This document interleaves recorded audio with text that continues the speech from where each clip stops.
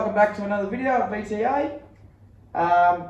Today we're going to have a bit of a talk about one of our next projects that we're sort of going to be doing alongside the 25.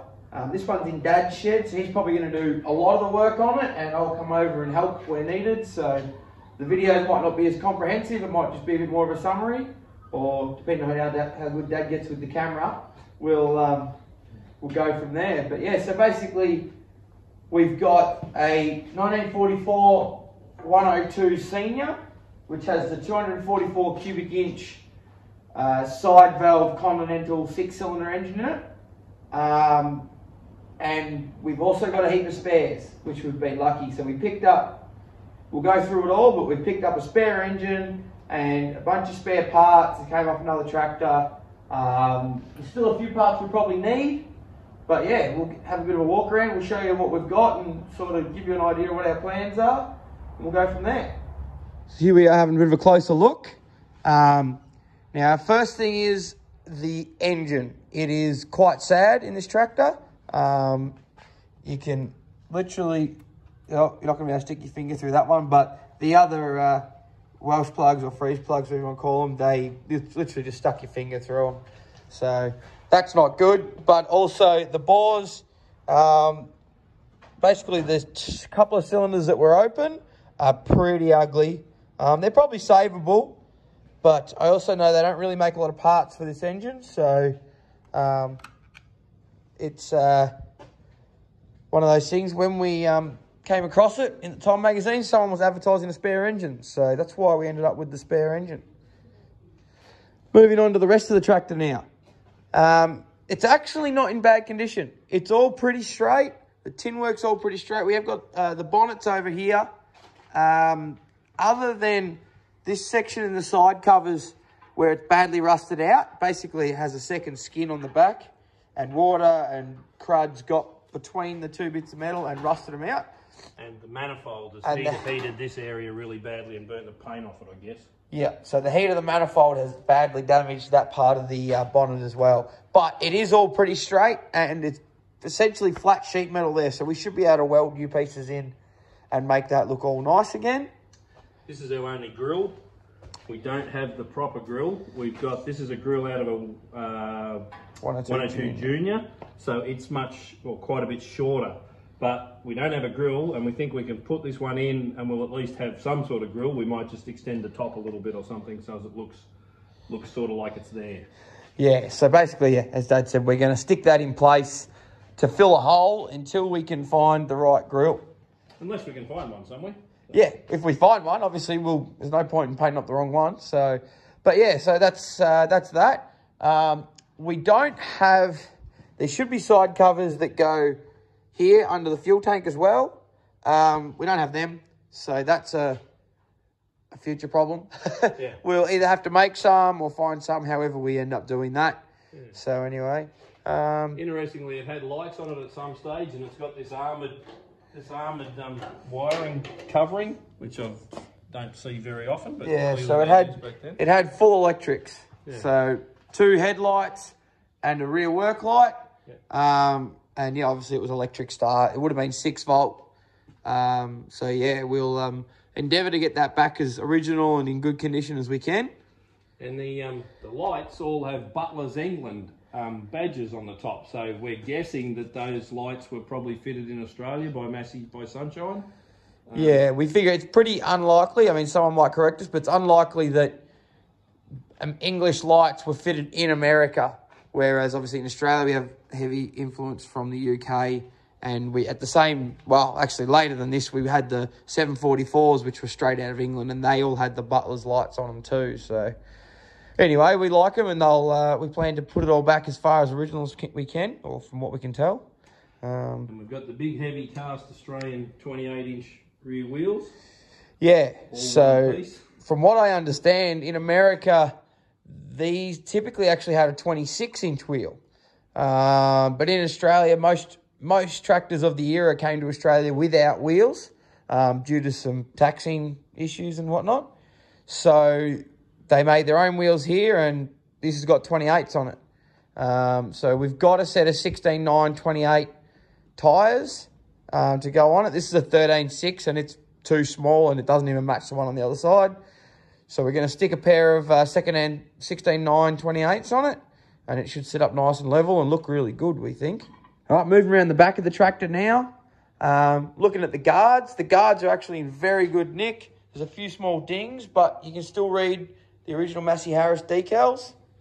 And it's got, you know, a little bit of rust bubbling up here, which is an easy job to cut out, really. But other than a few little dings and stuff, the guards are in fantastic condition. So, same this side, you can still read the Massey Harris decal on it. Check out our PDO engagement. Someone built a custom PDO engagement lever for it, which we think is really interesting. So it looks like it would make it definitely much easier to put the PTO in and out of gear. We'll keep that. So we've got the original toolbox still under the seat here. So pretty happy about that. That'll be we'll panel beat that, but it's, you know, it's all there, which that's one of the things that always goes missing. A PTO shield, which is, yeah, another thing that often got taken off back in the day. Drawbar's not in bad nick. This big bit of angle iron is just bolted on. Don't know why it's there, but we'll get rid of that. As you can see, the actual drawbar's bent and the top half of the clevis is broken. And the roller's gone, but we think we've actually got another roller for that. Yep. So that's good. The step plates are fine. You often see them, you know, when they sit for a long time, they'll collect dirt on here and rust out, but it seems like it's in decent condition. So that's excellent. That's another shot at the back of the wheels. You can see that they're not weights. That's actually part of the wheel. You know, basically that's just adding extra weight for extra traction. So they are a big, heavy pair of wheels, them. Yeah, so we'll move around to the other side now. This is the 1350-28, which would have been original equipment in Australia. Yeah, so this is probably the original tyre that would have been on this tractor when it was new. And our 16.9 28s we've got are going to be somewhere near the same dimensions as this. Yeah, the old 1350, yeah, equivalent approximately to a 16.9. As 1350 is not a size that's made anymore. They're quite a bit different, but they're a similar size to the 16.9, so that'll be good. Our belt pulley is Cactus. Fairly average. I think there's people around that can rebuild them, but we'll either look for a new one or we'll do something along those lines. I'm not sure what we'll do there yet. In the US, I know that specialise in rebuilding them. Yeah. We might have a go at rebuilding it ourselves. If we can find a way to do that, we'll see what we can do there. Yeah, so now we're onto this side of the engine. As you can see, we've got a carby. We've got a lot of the stuff. Things were just put together wrong. Like this is meant to be a support that actually mounts down here and supports this throttle rod so it doesn't just swing in the breeze. So yeah, just a few things are not quite right on it. We've still got all the tap and everything to run the kerosene. So it's obviously a 2 inlet, 1 outlet with 2 taps on it. So you can switch from petrol to kero because, of course, it has the 2 tanks. The manifold, which obviously this is designed to heat up the fuel and everything, the kerosene, so it will burn. But it is pretty tired. So we're going to have to do something about that. We have a better one. Yeah, the radiator's taken a fairly... Something must have landed on top of it or something because it's sort of pushed in a bit. So, yeah, but we got the radiator shutters. It's all there. They're not completely stuck. They do move. I mean, not really, but they do move a little bit. They're repairable. They're all there. So the radiator shutters will be able to be saved. Yeah. Water pump turns smoothly. Doesn't actually feel... Yeah, I was going to say the water pump is cactus, or at least the bearing is. That's all right. So that's something to work with. We'll repair that anyway. So now we'll move on to what spare parts we've got. So here's our spare engine. It is in... Someone got in before us and partially disassembled it. The valves and stuff are all out. But as you can see, the bores all look like they're in decent condition. You know, it's not perfect, but a strip clean, hone, we should be able to get it to a point where we can put it back together and make it run nice. Maybe put a new set of rings in it if we can get a set of rings for it. If we can get a set of rings, as I said earlier, from what I understand, it's hard to get parts for these, but who knows? Not sure. So there is a few little differences in it. Nothing major that we think is going to cause any problems. The governor on this is mounted here on the back side of the timing case, whereas if you look at the one that's in the tractor, the governor is mounted on the front side, and the timing cover is a little bit different for it. So that's something we're going to have to make a decision on which it should be. We're not 100% sure yet. The breather tube here is slightly different. That would just be a case of swapping the other spring, the cam cover or whatever you want to call that. So that's not the end of the world. We've got all the valves bar one. We've got a spring, but we haven't got, we're missing one valve for some reason. But the valves in this engine look to be savable. So out of all of it, we should be able to make a full set of valves. So we're not too concerned there.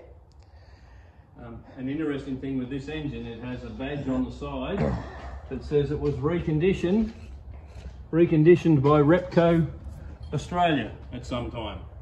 So who knows, maybe the bottom end is in quite good condition, even though the top end is very bad. Yeah, that's it. The moisture that's obviously gotten into it over the years has been more of an issue than the rebuild, sadly, but that's all right. So now we're moving over to our other stack of parts that all sort of came with this spare engine. This is actually showing you the two distributors.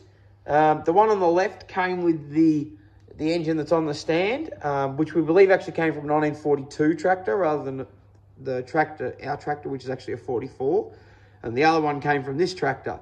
So we don't know if there was a change, whether the one on the right was fitted much later. We're just not really sure. So we'll figure it. If we can do a bit of research and find out what it would have had originally, we will try and go back with what is close to original as possible. So that's that. Then behind it, we've got the manifold, which is in better condition than the other one. It has got a crack here in the front, but we'll try and braze that up.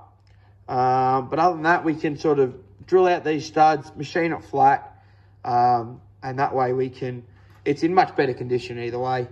You know, it'll need some repair, but we believe we can do it fairly easily. Other than that, we sort of got spares of everything as far as starter motor, generator, air cleaner hat, water pump. Those two pieces over there are actually the remains of the rest of the manifold. Oh yeah, there's the top that comes off the top for the exhaust. Nice cast elbow which lines the exhaust up with the hole in the bonnet. We've got an air cleaner housing. Sorry, I say air cleaner housing. I meant to say oil filter housing. Yeah, I think that's about the sum of all our parts. So, oh, and we have a spare radiator too, which, as you saw on the other one, it's caved in pretty bad at the top. This one looks in good nick. The core's a little average, but if it holds, we'll probably keep it because they're pretty expensive to replace. So, yeah, and then other than that, yeah, that's everything we've got. And we've got a bit of a box of bits. Mainly that's just the stuff we took off this tractor when we were pulling it apart to pull the head off. Once again, just an air cleaner and a few other parts in there. So, and we have a parts tractor that we're going to pick up on the weekend, which might have transmission and stuff parts. It hasn't got an engine in it, but it's got, we took the opportunity to grab it because it's got some wheels we want. And we're just hoping we'll have an extra transmission line here in case we need transmission parts, because we've got no clue as to what's in that transmission yet. Although we've towed the tractor around, there's no horrible grinds and anything for it. The steering works. So hopefully it's not too bad. All right, guys. Hope you enjoyed that little walk around of our 102 Senior project. As you can see, there's a bit of work involved, but we're looking forward to it. Dad will probably chip away at this. I'll come over here and help him every now and again.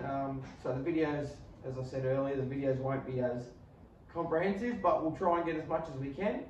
We'll keep giving you updates, and yeah, thanks for watching. Like, subscribe, and yeah, see you in the next one.